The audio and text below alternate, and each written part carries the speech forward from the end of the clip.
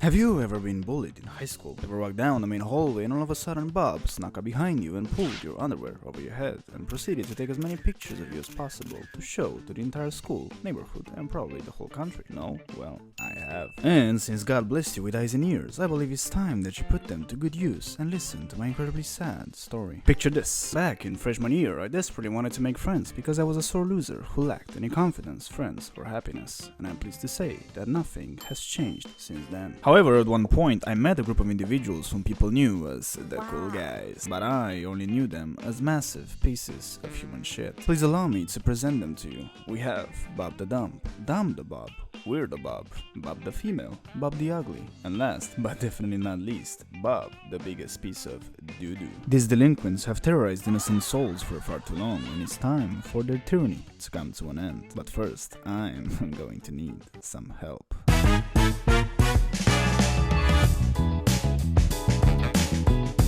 I was instructed by my intelligent father that Mr. Vernini would be hiding like a coward in his own factory, and he wasn't lying. I needed him to finance my psychopathic ideas, and he needed to find his butler, and so we shook hands on this equally beneficial deal. So I told my legs, time to go buddy, and I reached a red light and an alarm that actually kinda slapped. And so I was reunited with the first Bob among many to come. We proceeded to fight like real men, and he quickly showed me just how beautiful it is in the afterlife. So I returned to face him once again because I thoroughly enjoyed my time in heaven. We repeated our wild tango for the cute number of exactly 7 times, and I have to admit, my face never looked better in my entire life. Tired of eating out of a straw all the time, I decided that it was finally time to defeat him fair and square using a little obscure technique called cheating. Ladies and gentlemen, I present to you one of my many personalities, Steven, professionally known as Dr. Dismemberment. You may wonder how he got that name, and well, let's just say that you don't want to anger Dr. Dismemberment, or he will lovingly caress your neck with a big and sharp sword. And so, our first Bob passed the citizenship and is now a proud resident of hell. But something troubled me inside. All this violence and fighting didn't sit well with me, and so I decided it was time to repent. As I exited the factory, I was unpleasantly met by a body lying in the dirt, and I felt my unresolved anger issues surfacing. I was astounded that someone would dare challenge me in my own little murder game, and I took it personally. And since counselors in Crowd are expensive and most likely dead, I decided that a better way to deal with my anger issues is to let them out, and it worked perfectly fine. The puppets put on more of a fight than I originally anticipated, and I was quite impressed. So I thought, what better way to reward their resilience than with a cold, sharp, and big sword right through their chest. Trust me, they would thank me if they were still alive. After carefully and selectively slaughtering all the puppets in the area, I reached a cable car guarded by a ferocious pit bull. He proceeded to tell me that if I wanted to reach the cathedral, I first had to prove my identity, and I smirked because obviously I'm not a puppet. His intelligence was clearly below sea level, and he actually bought my lie, and in no time I was on my way towards Sunday service. Reaching the top, I was swiftly introduced to the local wildlife, or as they are more commonly known, humans. I believe those creatures have a weird affinity towards puppets, because the moment they see me, they all run like unsatiated animals, all so that they can scratch my back. They have an unusual sense of thoughtfulness. As I took in the beautiful sights, I stumbled upon a weird individual that strangely resembled a European vendor. He introduced himself as being an pharmacist and gave me a curious looking cube and told me to be on the lookout for a gold coin tree. As he did not raise any suspicion to me, I took the cube and responded with okie dokie. As I opened the doors towards the cathedral's courtyard, I was met by an ongoing riot among the residents. I failed to understand the reason behind their quarrel, because I massacred all of them out of boredom, but whatever they were fighting about must have been truly important. Entering the chapel, I started admiring the beautiful pieces of art that resided within, and accidentally disturbed the cleaning lady from her breakfast. Please accept my apologies and my future condolences. I descended into the hole she came from, and the game prepared a Miyazaki special for me, aka a platforming level combined with a poison swamp. Truly exhilarating. But that was not all. You see, Miyazaki is a bit of a maniac, and he made sure to place a lot of enemies in this platforming section, and that resulted in me falling a lot of times, dying constantly, and almost breaking my controller. Thank you, Miyazaki-sama. Please never change. I was getting closer and closer to the next Bob, but to my surprise, he anticipated my arrival and hired a bodyguard, and let's just say that his bodyguard was really good at guarding. After permanently retiring his bodyguard, I took an elevator, and I arrived at a lady sitting in a corner. She presented herself as being Cecile, servant of the Archbishop archbishop, and she mentioned that her heart was breaking and that she needed some holy mark in order to write the archbishop's name on it. I saw her plan, but I believed mine was better, and so I decided to ignore everything she said and let evolution do its thing, and well, she clearly looks better than before. After making sure that all the local residents understand that life is better once you lose it, I took another elevator and met the goodest of boys. He proceeded to tell me that he needed a place to rest, and obviously I took this opportunity and invited him to Hotel Krat. I did this to save him, but to also get rid of those ugly cats. Finally, I reached the next bob and he tried to hypnotize me by turning into a pendulum. But the moment he saw me, he shat himself and tried to run away, but due to his obesity, gravity had other ideas. We engaged into a fierce battle, and I have to admit, phasing in and out of existence is better than it sounds. Having had enough of cosplaying as a mop, I decided to teach my dear Bob a valuable lesson in life. You either die a cleaning lady, or you live long enough to see yourself become the mop. Now that another Bob has been taken care of and the cathedral can finally accept new visitors, it's finally time to eat a good meal, and I just happen to know the right specimen for that role.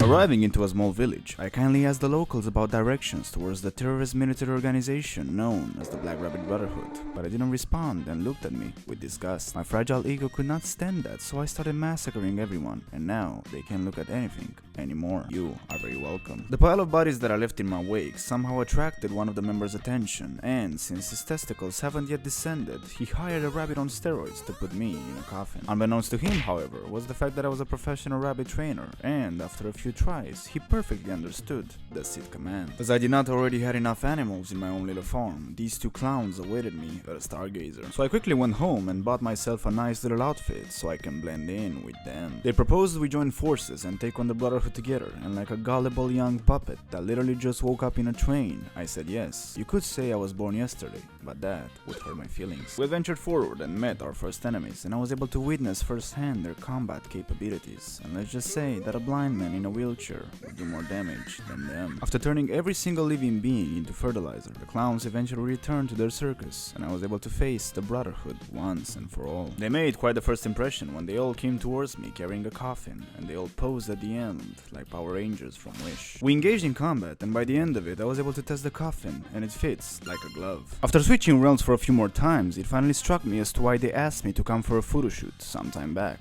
Now I finally get it. With that revelation in mind, I returned once again and summoned all my rabbit training expertise, and through a lot of pain, blood and tears, our dearest Bob is now a well-behaved rabbit. I even asked them all to redo the photo shoot, and well, it's a work of art. Now I have a serious question for you. You see, our journey so far has been great. We took down so many Bobs, but none of them actually had renown, and I want to be called something else other than a peasant. So what do you say we go for the big guys? What do you say we go after a king?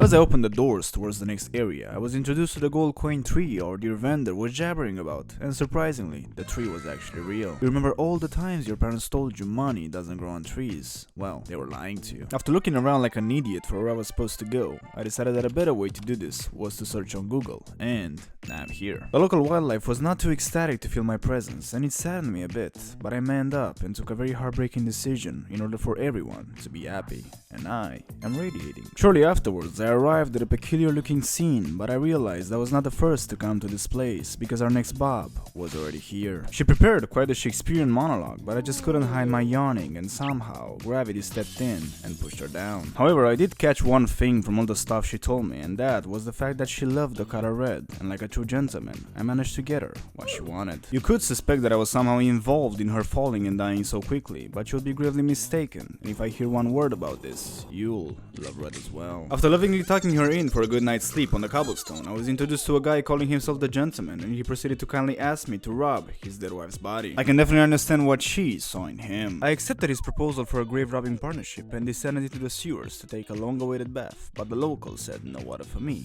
and kicked me out. But I don't take no for an answer. A puppet sleeping on the cobblestone attracted my attention, and my instincts did not fail me because it was actually our dear gentleman's wife. Now, let's not judge. Maybe she's real to him. Some of the local puppets had a mental breakdown and started a war on stationary objects using flamethrowers. I was quite impressed by how much their brains have evolved. but just like in rock paper scissors, sharp blade beats puny flamethrower. My actions were closely monitored by our next Bob, and he managed to stop eating for once and decided to negotiate a peace treaty. And just like our dear Obi-Wan once said, the negotiations were short. After providing our lovely Bob with only the best of nutrients, I devised a plan to win our battle. So I promised to him that if he were to let me beat him, he would be rewarded with unending reserves of food. He obviously accepted my proposal, but I intentionally left out a very important detail. Those food reserves are only available in the underworld. I believe the specific phrase that best describes such a situation is oops. I made my way forward and arrived at the opera house, and I remembered I didn't buy a ticket, but I doubt anyone would care if I slipped in. You see, I made a lot of mistakes in my life up to this point, but entering the opera house must be my biggest mistake yet, because right as I stepped in, the other attendees wasted no time and proceeded to assault me. You may see them as just innocent puppet girls, but my face says otherwise. I was then introduced to Adelina, and she asked me if I wanted her to sing me something, only so that she can boast about losing her voice afterwards. I did not take lightly to her utterly stupid joke, and since I saw her so depressed, I told her that her sister lies dead in a pile of blood. Touché, Adelina,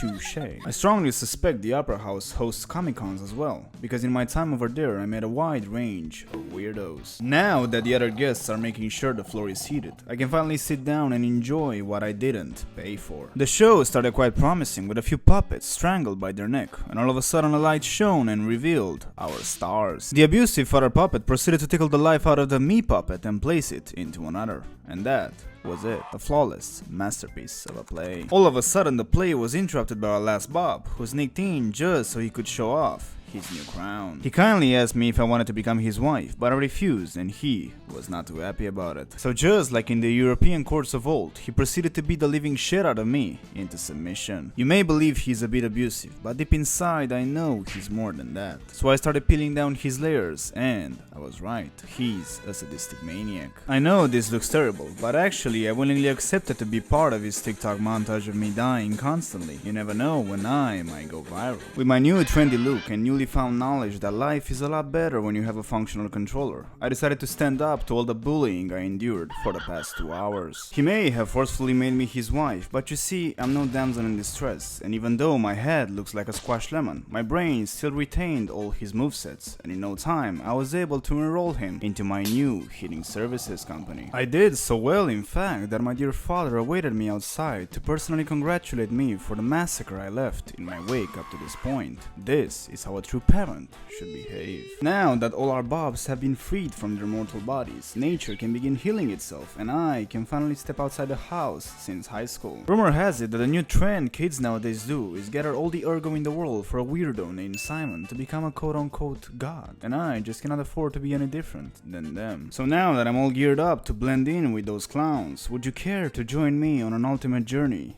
together?